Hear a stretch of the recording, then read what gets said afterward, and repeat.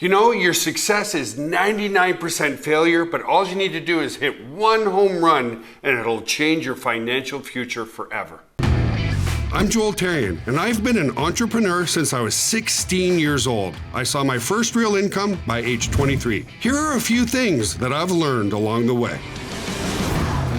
Even big businesses started small. Bringing great people into your team is about demonstrating that size really doesn't matter. People do. We are all in this together.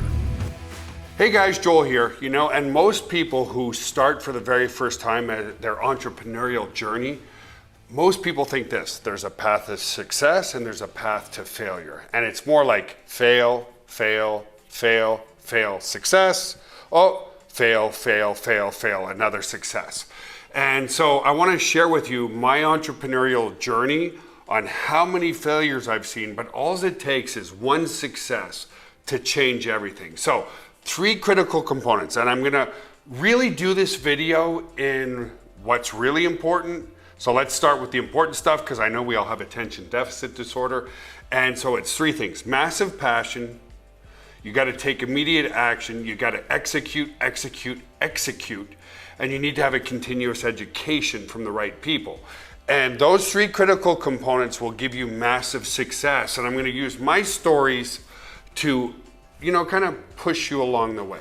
So my first entrepreneurial journey, I was very young. I started to, do a lot of weight training at a very young age. And so I started to see, a pretty decent physique. And as such, people started asking me tips and tricks. So I decided I was going to start a personal training business. And I started that business, I guess, around 14, 15, 16 years old. And I was doing a lot of personal, trying to do personal training. But I discovered in the personal training business, and again, so the third part, continuous education from the right people, right? So in doing personal training, what I discovered is I had a very, very bad glorified job. Couple of reasons for that. Number one, in the personal training space, a lot of people cancel last minute because they just don't fucking feel like it. They woke up the wrong side of the bed, they're tired, they don't feel like going to the fucking gym, whatever, right? So people cancel a lot. And then what I realized, it wasn't there was no leverage there. So if I wasn't training people, I wasn't making money, okay? And so at the same time, I tried to hire other people to do training. But when you're solely leveraging other people, it doesn't work. And so, what would happen there was the good personal trainers would steal my clients. So, okay, money out the window. You can't fucking blame them, right? Like, hey, if you're paying $40 an hour and I'm getting $25 an hour, how about you just pay me the $40 an hour direct, right? So that you can't blame people for taking your client base. So that was the first thing that I learned. A real business needs to have leverage. And if it doesn't have any type of leverage, then you're not making really, really good money, right? So I had massive passion. I took immediate action. I was executing on training people, but I didn't have the right education to realize that, hey, this isn't a real strong business model because I had no leverage. I couldn't leverage other people. I couldn't leverage technology. I couldn't leverage time freedom. If I wasn't doing personal training, I wasn't making any money. So then I thought, okay, how can I start leveraging? And so I started instead of doing the personal training, I started selling supplements, right?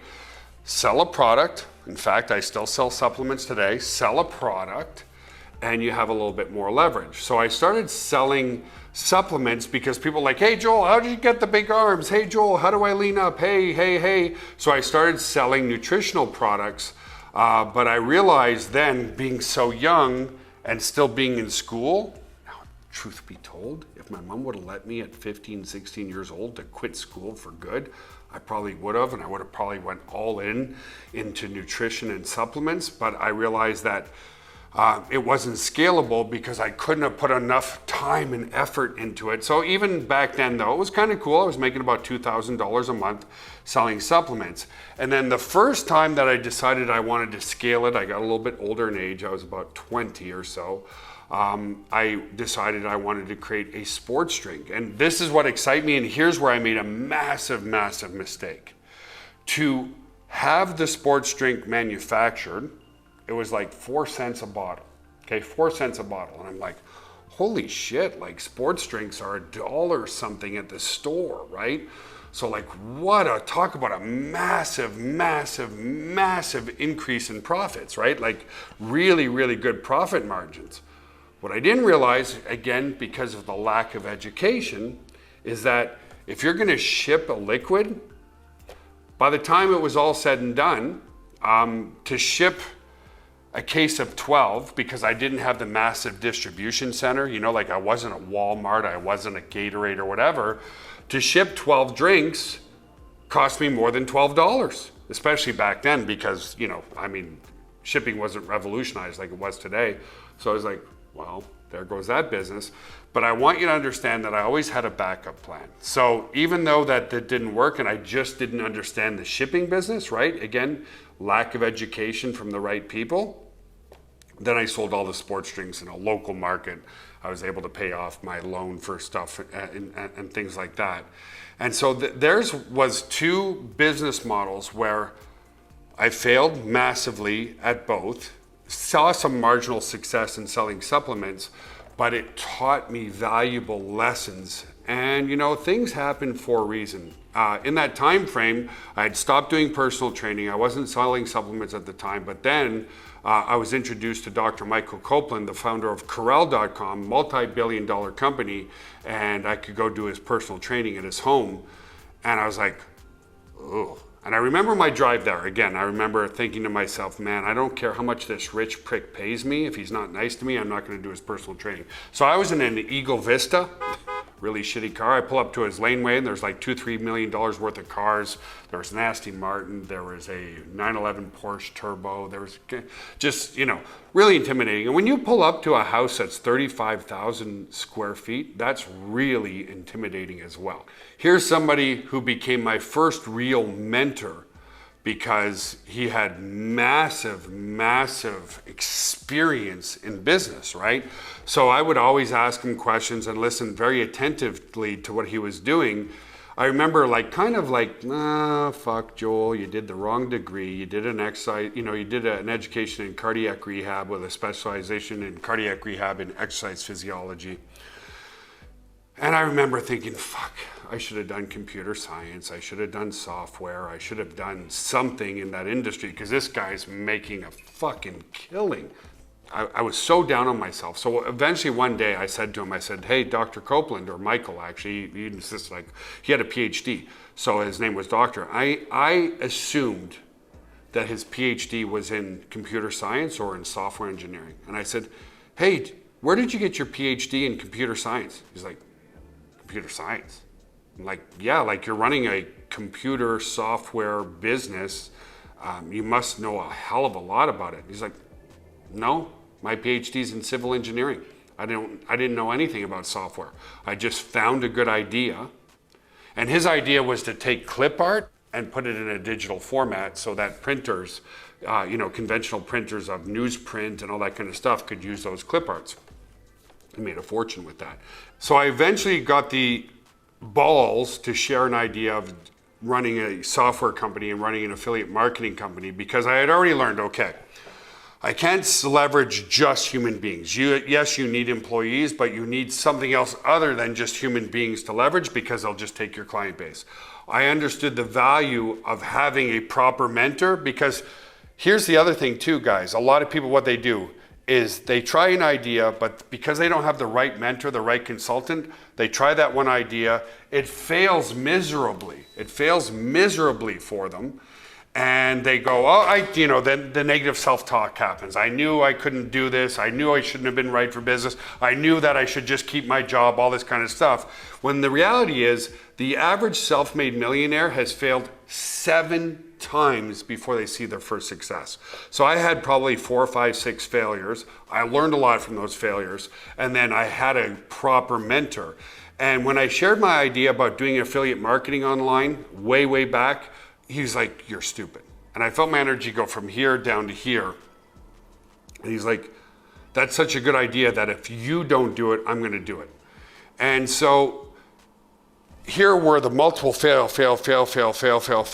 Now I understood that I needed to leverage something. And that's how I started GVO. I was like, okay, I need to leverage something. I'm gonna leverage technology, and I'm gonna leverage servers and computers to do the work for me. I'm gonna start a software company. I'm gonna find the right people who understand how to code products, and I'm gonna get them to code products for me. And that's how our autoresponder was born, our web hosting was born, our conference software was born. And I understood that although I need staff, the true leverage comes from the servers who are running the technology. So we have a server room that runs our autoresponder, that runs our conference software, that runs our video streaming platforms. And those machines work for me 24/7, 365. They can do the same for you. They never complain. They never ask for a raise. Sometimes a hard drive will fail, but that's like insignificant. So it was really strong leverage. And the other leverage that I saw was we're in a business where there's no cost of goods sold, right? So the leverage of using digital software as a service or education was very attractive, because you can sell that software, that education, give people the impulse of immediate gratification. Because again, somebody in Japan can buy our conference software now, right now, as easily as somebody could buy it if they were sitting right next to me. So that was, my lessons learned. Create a business that has leverage, create a business that has a lot of automation, create a business where you need the minimum amount of employees or team members to function that business, and you have a real winner. But it took a lot of failure, a lot of frustration, a lot of tears, a lot of perseverance to create something to where we are today. So that's why success is truly 99% failure. But all it takes is 1 or 2 home runs, and your life changes forever. So I hope sharing these ideas with you guys and sharing my story gives you better ideas on how to run your business. Massive passion, immediate action, execute, execute, execute, but make sure you're always surrounded by people who can give you good advice, good mentorship, or hire a consultant, so that you're not taking that massive passion down a path of certain failure. So anyway, folks, have yourself an awesome day.